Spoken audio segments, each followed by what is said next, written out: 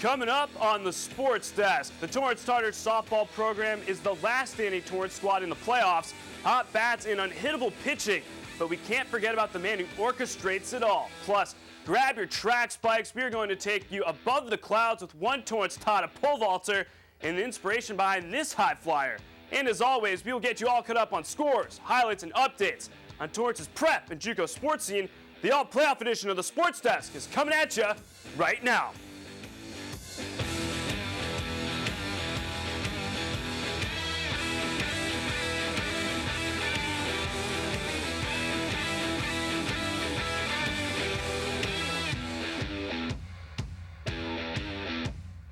How's it going, Torrance? Welcome to another week here on the Sports Desk. I'm your host, Collin Kushner. Hit me up on Twitter. That's at Collin Kushner with any pics, video, or anything sports-related right here in the South Bay. It's a new month, new haircut, new Sports Desk, and I'm rocking my ice cream tie. My apologies if you are lactose intolerant. Playoffs. It's that time of the year where you grow out your beards if you're a boys team, and this is when your parents shouldn't take any family portraits. Here's my playoff beard. Pretty boom sauce, right? That's 7 minutes. Anyways, it has been a crazy prep year at Torrance. We saw 4 out of the 5 Torrance schools capture Southern Section titles in girls basketball. West High went perfect in league on the gridiron. For time's sake, I'll just stop there. Over at Bishop Montgomery, we all know the Knights' Cinderella baseball season came to a close. It was the first time since 2011 Bishop made the playoffs, and the first time since 2008 they made it to at least the second round. Losing hurts, but when you look at how the Knights have been since 2012, and you look at the progress they have made, Coach Fuller and co. have a bright future. Reporter Brittany Johnson has that story for you. It only took 7 innings for the Bishop Montgomery Knights' 7-game winning streak to come to an end. But this season is far from a loss. Last season, we didn't accomplish very much in league. We only won 2 games. This year we got second in league, we made it to the playoffs, and we made a pretty good run. The keys to success were simple: energy and confidence. This year we just had a lot of energy, coaching change, and we just stuck with it throughout the season and kept battling. Confidence, just keep it up every day. Just come out, practice, take it one day at a time, pitch by pitch, and just come out and do your thing and get the win. After only 2 wins during league last year, this new head coach has a new mentality for the Bishop Montgomery baseball team. Preaching all year not to give up and staying in the moment and just focused on the pitch that's going to take place. And so we were doing that. The game's not over till the last out. 1, 2, 3 strikes and the Knights are out. It's been 40 years since this team has taken home a CIF championship. And now that the season is over, the team's wondering, what's next? I'm going to play baseball in Oregon and at George Fox University. UCLA. Whitworth University. University of Arizona. With a roster full of seniors moving on, Coach Eric Fuller remains in good spirits for next season. Seniors this year did a good job of laying a foundation, this being the first year for our coaching staff. So they did a good job, building us in the right direction. Thanks for that, Brittany. Here's a look at Bishop the last 5 seasons, including this year. The last time the Black and Gold made the playoffs, Andy Mirafino was head coach. From there, Bishop went through 2 coaches in 3 seasons, compiling just 5 wins in league during that span. Fast forward to now, former Knight Eric Fuller used the defibrillator, reviving the Black and Gold back to life with 8 league wins and a second-round appearance in the CIF Southern Section Division 5 playoffs. The last time Bishop was at least over 500 in league dates all the way back to 2006 when I was jamming out to Blink-182's first date. Staying on the topic of Bishop Montgomery baseball, 7 Knights getting some Camino Real League honors. Senior Tim the Beef Beaver grabs first team honors with a record of 7-2 and a 1.87 ERA. Austin Garvey joins him batting just under 400, and Liam Kent, who had an ERA of 1.51.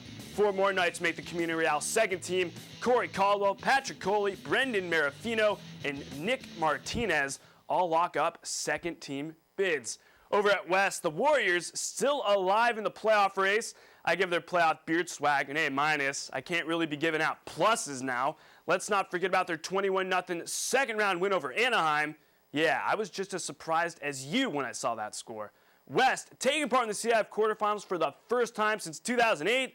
when they lost to El Toro. A win would put Coach Cueva and company in the CIF semis for the first time since 2006. The Warriors, down 3-0 in the top of the sixth, put together a 2-run rally, cutting the deficit to just 1.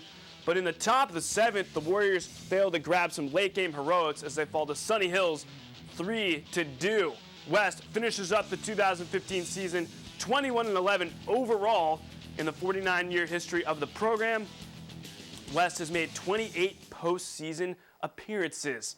Mac Brown, Lou Holtz, and Woody Hayes. Any of those names ring a bell? The three coaches I just named all amassed 200-plus victories as head coaches in college football. It's a feat not many can say they've accomplished. To give you some perspective, only 73 coaches in college football have 200-plus wins. Now, right here at Torrance, West baseball may be out of the playoffs, but head coach Juan Cueva etched himself into the history books in the process. Reporter Kiana Martin has that story for you. West baseball defeated Anaheim High in a solidifying shutout game in the CIF playoffs. But this win wasn't just an ordinary win for West.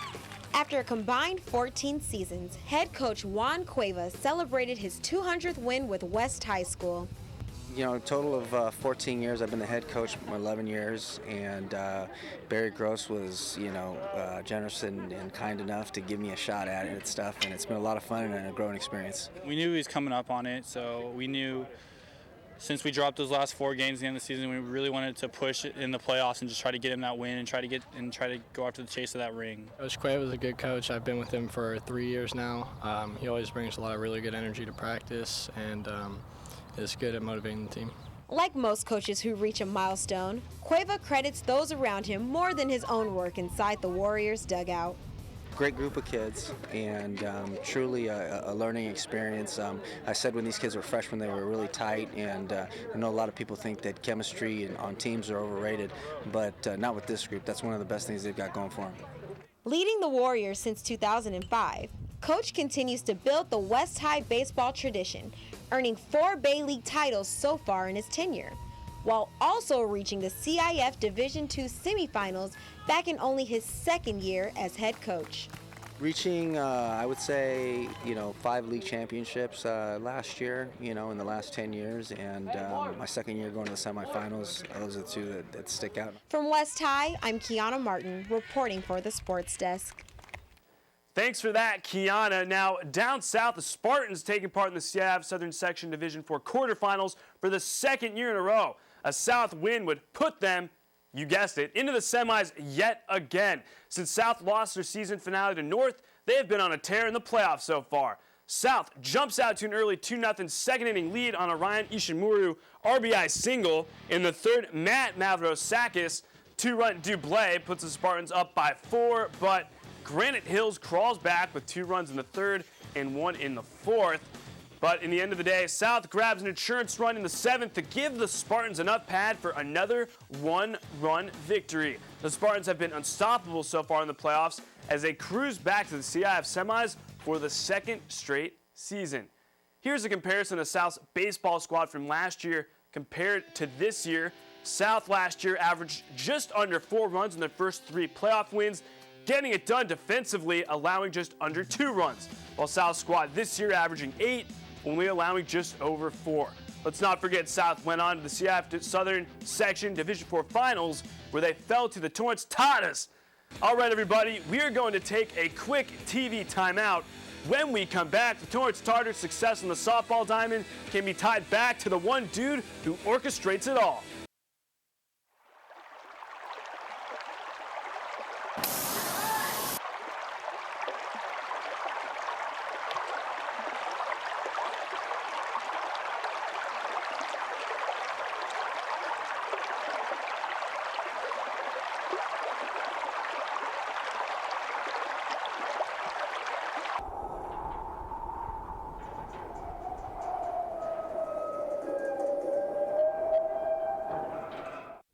You're watching the Sports Desk with Collin Kushner. Boom sauce! Welcome back. Wow, thank you, Torrance Softball, for giving the Sports Desk some love. I have to say that Australian accent or British accent, whatever it was, cracks me up every time. If you want to make the show, hit me up on Twitter. That's at Collin Kushner with any pics, video, or anything sports related here in the South Bay. We'll give you some love right here on the show. On the softball dime, the Torrance Tartars are the lone Torrance school left making a trip to the CIF quarterfinals for the first time since 2011. A win would put Torrance into the semis for the first time in 5 seasons. The Tartars trying to get revenge against Santa Monica after a 1-0 loss in the CIF semis back in 2010. Top 1. Santa Monica up 1-0 after a solo jack. Marissa Moreno gets the strikeout. Moreno's 3rd K of the game. Top 2, same score. Santa Monica, they lead off with a double, but then right after that, the Marissa Moreno show continues. It was like a quick PSA break. Moreno strikes out the first batter. Next up, Moreno, swing and a miss. She's gonna head back to the dugout. And the third, she just looks. Moreno, that's 6 for her. Bottom 2, Torrance still down by a run. CC DaCosta, whoop! That's out of town over the white picket fence at Wilson, getting some love. Yo soy fiesta! And La Home plate, we're all tied up at 1. Top 3, same score. Marissa Moreno strikes out the side. Yeah, that's 9 Ks. Bottom 4, still knotted at 1. Jade Arslanian.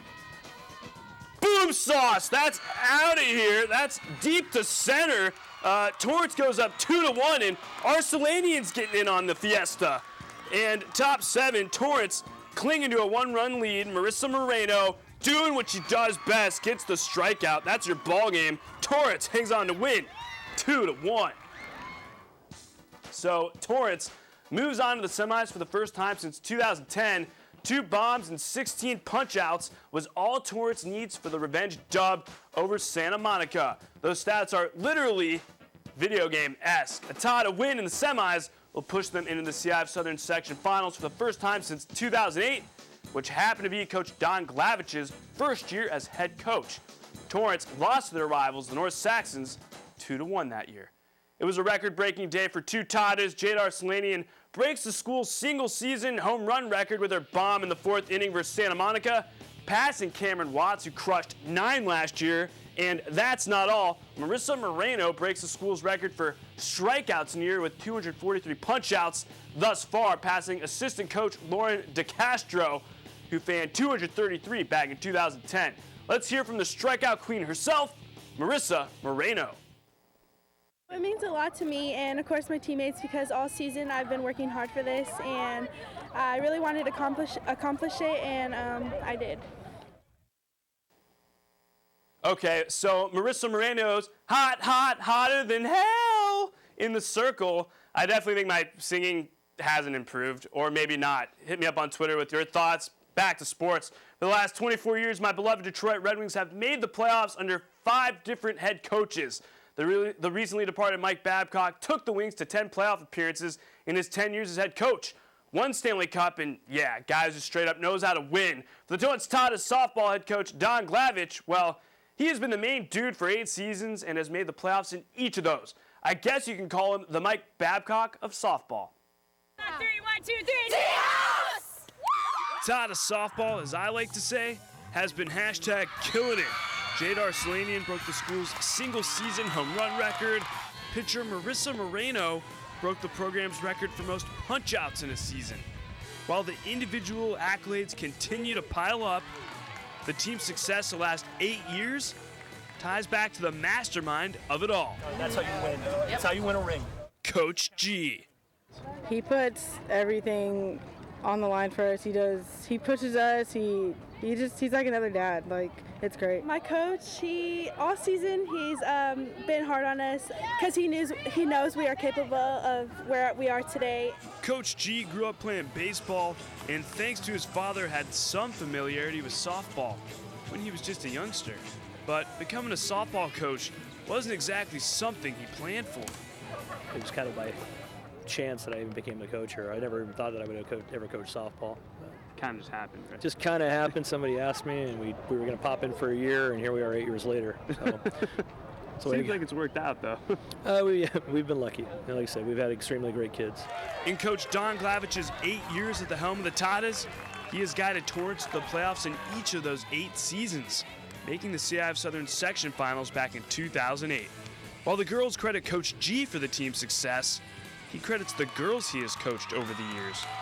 Really committed kids, kids that are willing to come out here every day and work really hard and be great teammates and just really run through the wall for each other. I mean, those are really the philosophy that we live by, and we've been really fortunate. We've had extremely great kids that have come through here and have really worked really hard, and they've built this a little bit of a winning legacy, and now it's just the pressure on the new ones coming in. They got to just keep it going.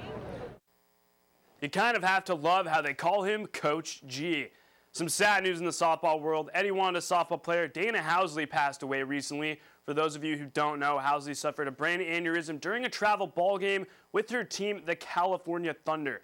She was not struck by a ball or anything for that matter when she collapsed.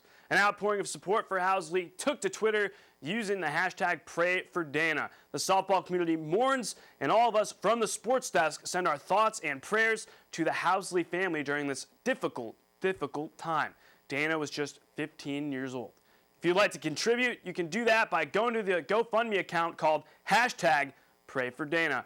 All right, everybody, we're going to switch gears. It's time for a quick boom sauce break. When we come back, we're going to hit the track with reporter Kiana Martin for the Legends Youth Track and Field Meet. Plus, reporter Scott Cook lives life on the edge with Todd at pole vaulter Isaiah Gallardo. Stay right where you are.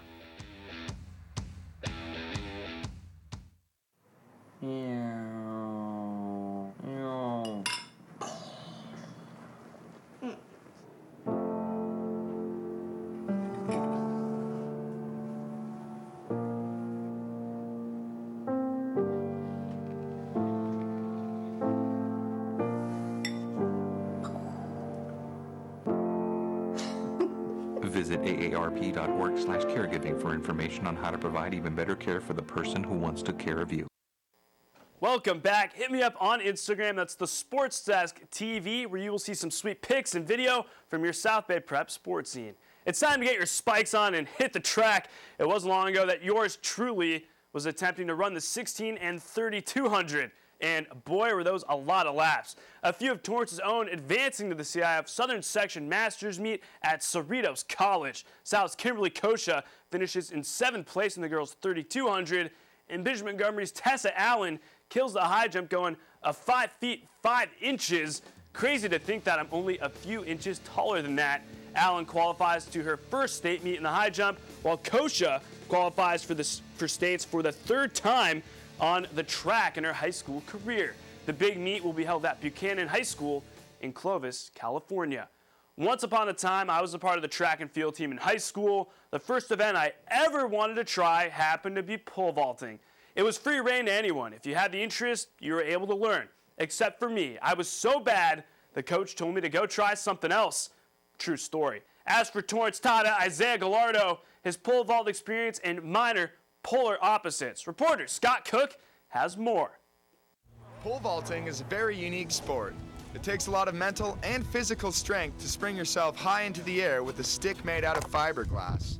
It's a tough sport to pick up and an even tougher one to master. But Torrance High senior Isaiah Gallardo has dedicated himself to mastering the craft of pole vault. I would say it's one of the most difficult events in track. It's definitely a lot more psychological. You know, you have to be in pretty good shape, but you also have to be aware of, what you're doing and the danger that comes with it. Gallardo had a successful season this year as he cleared a lifetime best of 14 feet 6 inches in the vault. He also won the Pioneer League Championship and was the only athlete from Torrance High School to advance to the CIF Finals meet. But Gallardo hasn't always been an expert in the air. I initially began just doing distance for track, and I just had a friend who, it was his first year also doing pole vault, and just one day after we had finished distance practice, he asked me, he's like, hey, do you want to go pole vault with me? And kind of intrigued me. From that moment on, Gallardo has worked hard with his coach and former teammate, Jake Granoni, to get to where he is today. He's a hell of an athlete. He stays out on the track for more hours than anybody, and he's got the fire in his eyes. I mean, when you got someone like that, you don't have to do much. You just kind of have to put them on the right track, and they make the gains themselves. It's really thrilling. Gallardo will continue to try and reach new heights in the vault next year when he competes at the collegiate level for Cal State Fullerton. From Zamperini Stadium, I'm Scott Cook, reporting for the Sports Desk. Thanks for that, Scott. Staying on the track, West High held their annual Legends Youth Track and Field meet. Now, track isn't exactly the sport of choice for youngsters. I mean, t-ball, soccer, tennis. I feel like those always come first. I played ice hockey, which who even knew you could do that in Southern California? Getting Torrance's youth involved in track and field early on seems to be a nice segue for the kids when they get to high school. Kiana Martin has that story for you. West High hosted the Legends Youth Track Series for its third year running, where over 500 students from kindergarten to 8th grade come out to show their track skills at a fun, non-competitive meet. Well, this is the Legends Youth Track Meets. We hold 3 of them, one in March, one in April, one in May. We started it because there was no event locally in Torrance to help promote the track and field. And I coach track and field at West, and so we thought, hey, let's give something back to the community. They could come out, they could participate, and you know, it just turned out to be a really great event. Because of the area's lack of track and field involvement, parents from numerous cities bring their children, school organizations, and neighborhoods to take part in this meet. And the response from the community is tremendous. Well, 6 weeks ago I found out that there is a Torrance-wide track competition for the schools, and my son's elementary school, Seaside Elementary, didn't participate. So I thought that was quite sad, and so I just formed a track team, and now we're participating with a full team of girls and a full team of boys. The meet highlighted events including the 50, 100, and 200 meter dash, the 800 run, the mile, hurdles, long jump, shot put, and the softball throw, just to name a few. And the participants seem to enjoy the events as well. I won a lot of races, and I'm just very happy that I was here today. How about Amanda? This is actually my first time, and I really had fun. First in the 50 and third in the 100. Tell me about all the fun you guys have been having today. A lot. It's a great athletic competition, definitely. Making all the friends while you're like waiting for your race, you just make all your different friends, and I like making all the new friends. With an already scheduled meet on June 5th, Coach Druten and the Legends organization is expecting over 1,100 kids to come out and show their talents on the field. But this large turnout is just the beginning of something special for the South Bay. I just want to introduce the kids at track and field. You know, normally we only get to see it during the Olympics. It's not on TV. Nobody knows about it. And the kids sit at their computers and on their laptops and playing those little video games all the time. So I thought, hey, let's get out, show kids that running is not punishment like it is in all their other sports. Let's just come and have a good time. So we enjoy it out here. The coaches enjoy it. The parents enjoy it. And I don't know, it's just a great day. With a tremendous citywide turnout, the introduction and youth involvement of track and field brings new opportunity to the South Bay. But the real prize is the sportsmanship and the fun these active kids get to participate in. From West High, I'm Kiana Martin, reporting for the Sports Desk. Thanks for that, Kiana. Switching to the ice, I know, hockey in the South Bay, what? I was just as surprised as you are when I heard South has a team. The spring high school hockey season at the Cerritos Sports Center in El Segundo concluded with 2 coastal rivals. South taking on Palos Verdes, throwing up some signs to the camera. And Danny Palacios getting warmed up, working on his movement. First period, no score, 2-on-1 for PV, and they one time at home. Sea Kings up 1-0 early. Later in the first period, South up 2-1. Bar South to Mexico. Woohoo! We're all tied at 2. Still in the first, South goalie Danny Palacio hangs on to the PV twisted wrister. Palacios feeling it early. Second period, same score. PV on the power play. The initial shot, Palacios makes a save, but it jams home. PV up 3-2. Later in the second, all tied at 3. Palacios, he's going to come up big for the Spartans. Pushes back, makes a save, covers. We're all still knotted up. Same period, South down 4-3.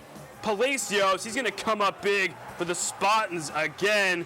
Big left pad save. Wow. Spartans still down by 1. To the third period we go. 5-3 PV lead. Trevor Hada scores with the twisted wrister for the Spartans, but PV tacks on 2 more in the third for the 7-4 dub over South. The score doesn't do South goaltender Danny Palacios justice. Kid was just unreal between the pipes. All right, everybody, it's time for a quick snack break. When we come back, El Camino College Athletics had a historic year. We'll take a little look back, plus the Twitter feed. Stay right where you are. I remember the moment. I'll never forget that moment. That changed my life. At that moment, it hit me. This is why I joined the Guard. We're soldiers, always ready to protect our country. But we've also got communities.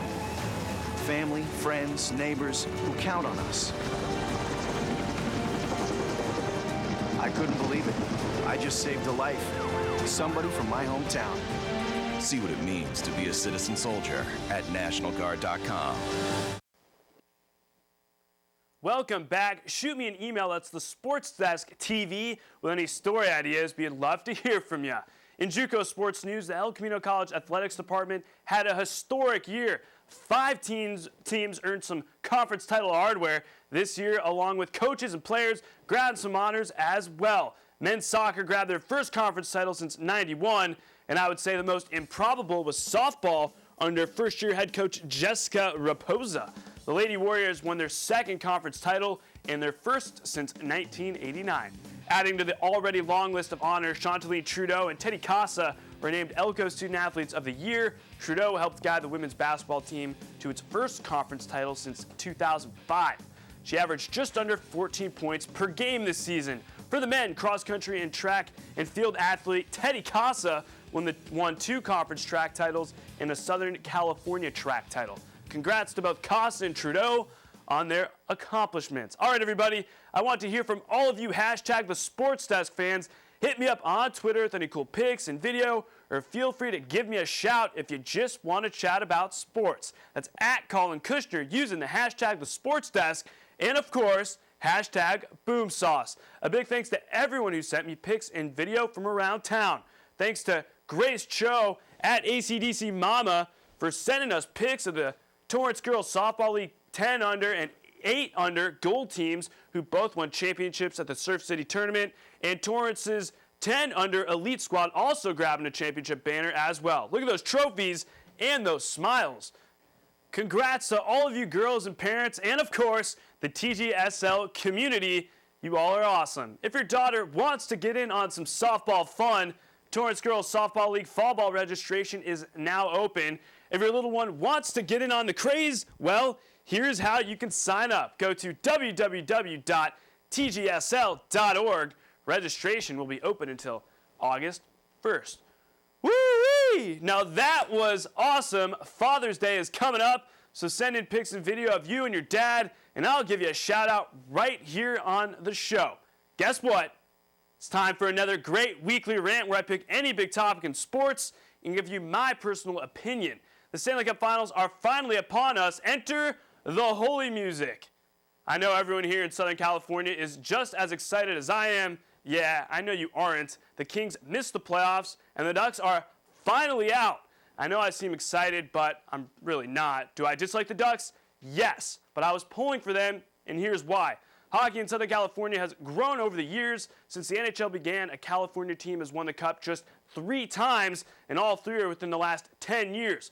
While a team from Florida, they've only won once. That franchise just so happened to be the Tampa Bay Lightning back in 2004. The Ducks beating Chicago and going to the finals would have taken 2 coastal squads where hockey isn't exactly the sport of choice and essentially forcing their respective home cities to jump on the hockey wagon.